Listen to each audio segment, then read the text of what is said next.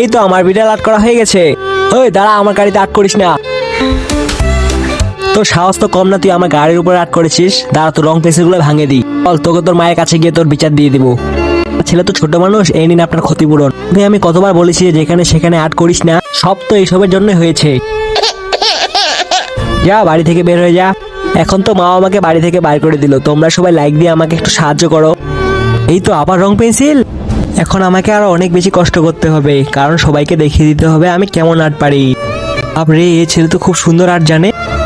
আর আগে মাকে তো আমরা সবাই ভালোবাসি। কে দেখি সেই মায়ের জন্য কে কে ভিডিওতে লাইক করে চ্যানেলটি সাবস্ক্রাইব করে দেয়। আসলে আমি দেখতে চাই তুমি মাকে কতটা ভালোবাসো।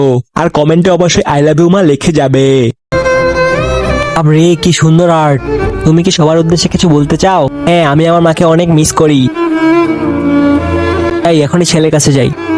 না বেটা, আর কান্না করিস না। তোকে আমি আর কখনো বাড়ি থেকে বের করে দিব না। সত্যি বেটা, তোর হাতে জাদু আছে। তুই আমার সোনা আদরের টুকরা।